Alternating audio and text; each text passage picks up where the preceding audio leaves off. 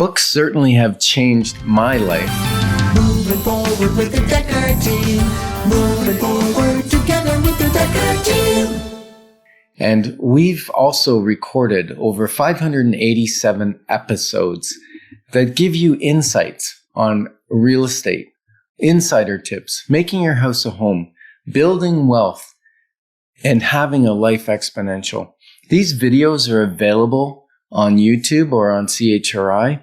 And the beauty is you can watch them on the go, in the office, or at home. So again, we're back with our guest, Wes Cunningham.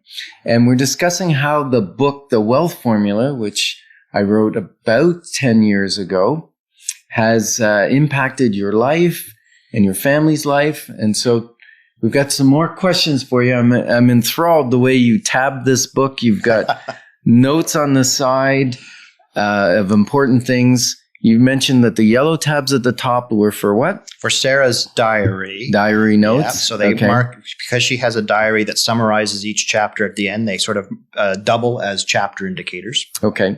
And then you also put blue tabs at the bottom. And what are those? So obviously a key player in this story is Zane, who comes in when needed, as needed, to provide just the right kind of advice for the couple in question. And each time he shows up, I felt that was very important. So they got their own specific tabs. You're right. It was very important. He's kind of mystical. Indeed. He's a real person, but how he shows up is mystical. And I tried to do the story around when the student is ready, the teacher shall appear. And it's kind of like the teacher's always there, but you don't find them until you're ready for them. And so that's why Zane kind of showed up only when they were ready for the next step. As real as you say he is, there's a certain providential aspect to him that he just happens to be where needed, when needed, which makes it for a very interesting way that he weaves into this story, feeling like a real life story between that couple. Mm-hmm. Yeah, that's interesting. You say it's like, and I put a disclaimer on the front that, none of the characters are actual real people, but the story is made up of a combination of Yetta's and my experience, our daughter's experience, and her experience with a house. The house was an actual real house. Wow. In the story, and all the work that was done, my son-in-law and I did that work. The only thing that was made up was the bicycle built for two.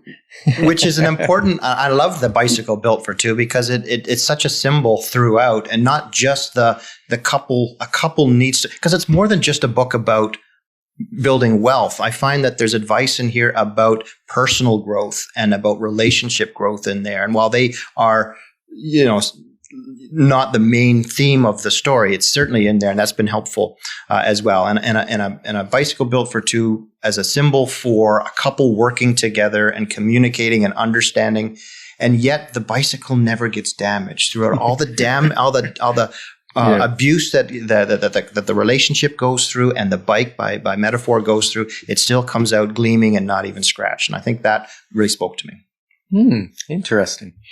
And so you're married, you have a couple children.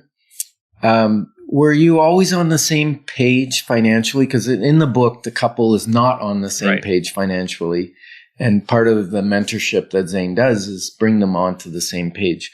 Were you guys always on the same page financially? We had, I think, a great foundation together. Neither of us brought into the relationship big consumer debt. Neither of us brought in a tendency to overspend or actively try to live beyond our means.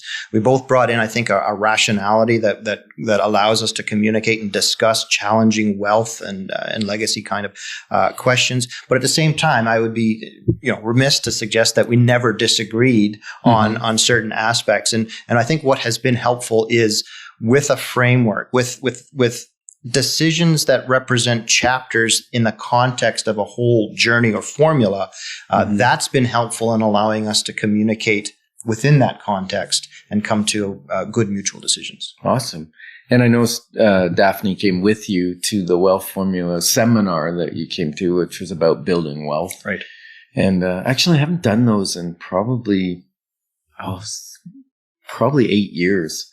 Probably could redo those again at some point for our listeners.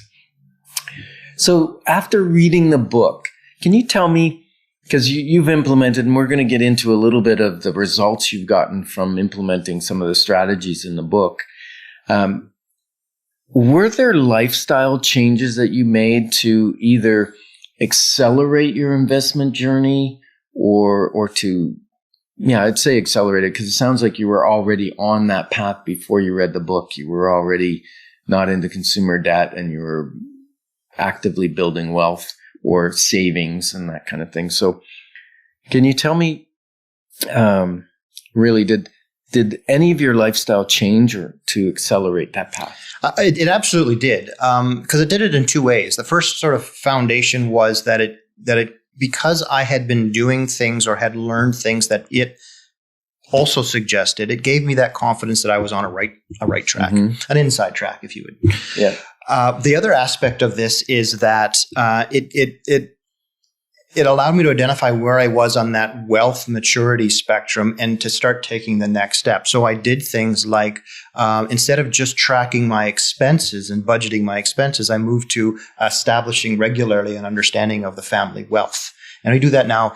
Zane suggests monthly. I do that weekly, as a matter of fact. Really? Every Saturday morning, we're in there just to check that thing out. So you do that as a couple? Yes.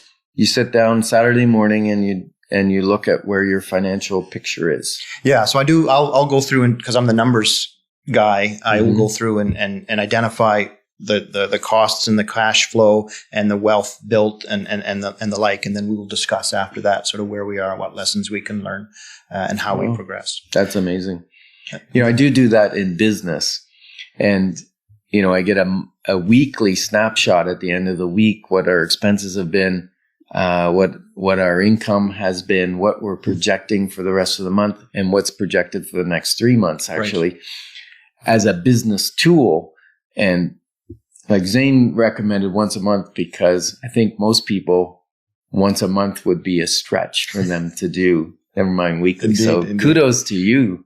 Well, it goes to the context, and we've spoken about this many times in terms of what works for one doesn't necessarily work for the other. But I think, that old proverb, that business proverb of you can't manage what you don't measure. I think fundamentally, just if folks were to sit down and understand even once what their wealth picture was, that would take folks to a very, quite a ways down that path in terms of just knowing that it exists, knowing that it's a thing that you can influence, manage, grow, decide to do something on.